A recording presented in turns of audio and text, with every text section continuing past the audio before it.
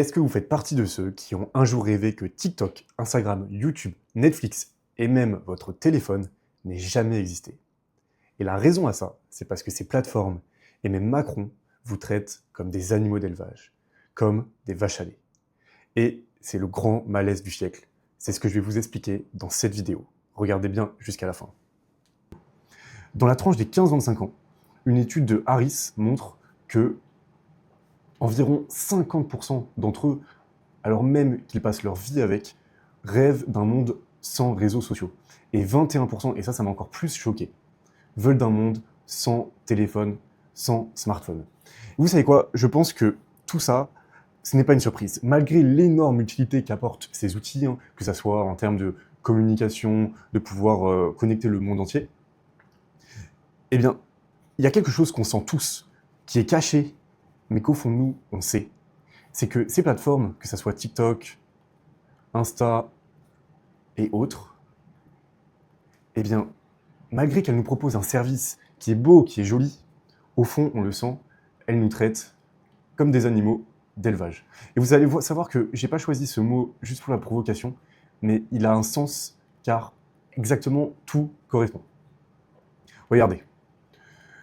Dans les serveurs de TikTok et d'Instagram, n'oubliez jamais, vous êtes l'user 4, 5, 6, 5, 1, 8, 9, etc.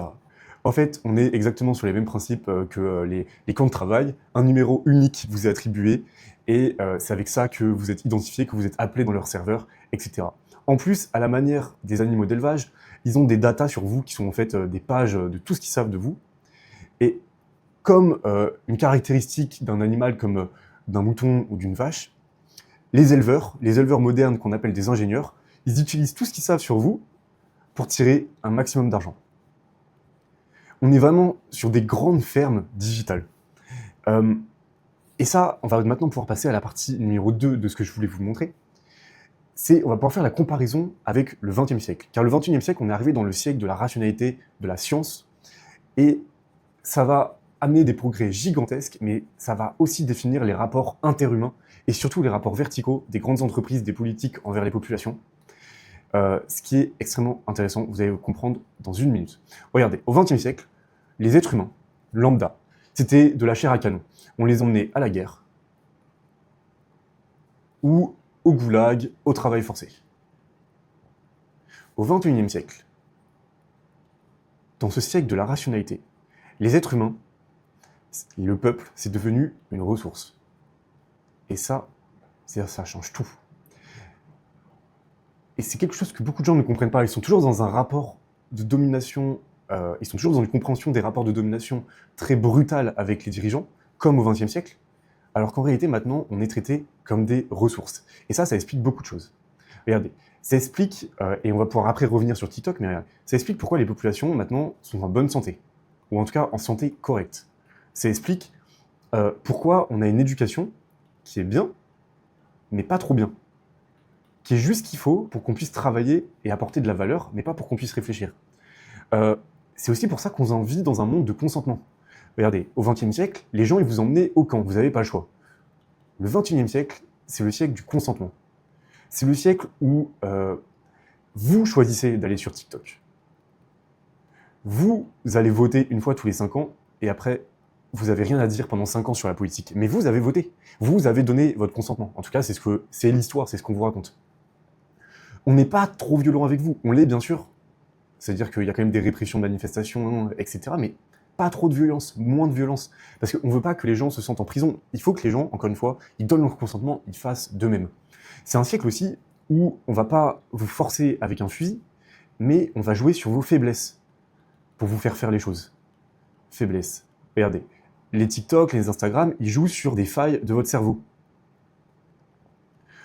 La grande industrie, qu'est-ce qu'elle fait? C'est que maintenant, elle ne va pas jouer artificiellement avec les prix, même si elle le fait plus ou moins, mais surtout, elle va vous faire consommer avec des addictions. Avec une addiction au sucre, qui, je vous le rappelle, est plus puissant que la cocaïne.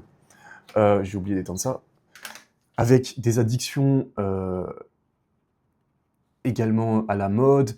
On joue sur des faiblesses, sur des besoins de reconnaissance, sur des besoins d'intégration, tout ça, on joue en fait sur des faiblesses psychologiques Et c'est le grand siècle de la psychologie. C'est la domination par la psychologie, c'est plus la domination par la force, comme au XXIe siècle, comme au XXe siècle. Et comme on est des ressources, c'est très, encore une fois, rationalisé. On doit tirer un max de nous, un maximum de rendement, avec un minimum d'effort. Et c'est aussi là, ça aussi, ça va se comprendre, par exemple, sur les plateformes. Alors ça, vous ne savez pas forcément, mais moi, j'ai travaillé dans la publicité en ligne pendant un moment. Facebook et Instagram refusent les ads qui sont trop violentes, qui vont apporter trop de sentiments négatifs aux utilisateurs. Parce qu'ils veulent tirer un maximum de vous, donc ils veulent que vous reveniez sur la plateforme. Et donc pour ça, il ne faut pas vous faire sentir trop mal. Donc ils ne vont pas prendre l'argent, même si ça vient de fortes émotions, ils vont jouer le long terme. Vous comprenez maintenant comment les grandes industries, les politiques, vous traitent différemment qu'au XXe siècle. Et honnêtement, moi je préfère être traité comme au XXIe siècle, comme une ressource, parce qu'au moins, on tire mon consentement. Mais il y a quelque chose de quand même extrêmement bâtard dans la façon dont on est traité au XXIe siècle comparé au XXe siècle. Ce qui était bien au XXe siècle, c'est que c'était très violent, mais au moins c'était assumé. Les rapports de domination étaient extrêmement assumés. On vous donne un badge comme les Juifs pendant la Seconde Guerre mondiale. On vous dit, toi, tu vas travailler, tu vas au camp. Et au moins, c'était clair. C'est clair qui est dominé, qui est dominant. Et la violence était mise au grand jour. Ce qui est très très bâtard au XXIe siècle, c'est le fait que pour tirer le consentement des gens et qu'ils le fassent d'eux-mêmes, ce qui va permettre en fait de tirer un maximum d'eux, parce que quand on est consentant et qu'on fait les choses parce qu'on est OK de les faire, c'est là qu'on est le plus utile et le plus productif. Mais du coup, les rapports de domination sont cachés. Le fait que vous soyez un numéro, les plateformes ne vous le disent jamais. Vous allez sur l'interface d'Instagram ou de TikTok, c'est beau, c'est attractif, c'est marrant, c'est divertissant, c'est connectant, mais le fait que vous avez un numéro, un badge, l'user, c'est dans les serveurs. Vous ne le savez jamais. Pareil, la démocratie, on vous dit, oui, on est en démocratie. Est-ce que voter tous les 5 ans, c'est la démocratie ? La question se pose. Et là où je veux en venir, c'est que c'est le grand truc bâtard du XXIe siècle, c'est qu'on ne vous dit pas que les rapports de domination existent. On les cache, on les met sous le tapis pour pouvoir tirer un maximum de vous. Et vous le sentez probablement. Vous le sentez quand vous allez sur Instagram, vous le sentez quand vous allez sur TikTok, vous le sentez quand il y a des lois qui passent et qu'on vous la met à l'envers. Mais là où c'est compliqué, c'est que c'est difficile de mettre des mots dessus, c'est difficile de l'expliquer. Et c'est tout le fonctionnement des rapports de domination au XXIe siècle, tout est mis sous le tapis, ce qui crée des grands malaises, des grandes dépressions. On est dans un siècle où il n'y a jamais eu autant de problèmes psychologiques, de burn-out, etc. Donc ça fait tout à fait sens que vous ayez rêvé d'un monde sans smartphone, sans TikTok. Mais contrairement à ce que vous pouvez attendre, je pense que les dirigeants ne sont pas à blâmer, parce que je pense que cette généralisation du fait de traiter les autres êtres humains comme des animaux d'élevage, ça vient tout d'abord du fait que nous-mêmes, nous nous traitions comme des animaux, comme des robots.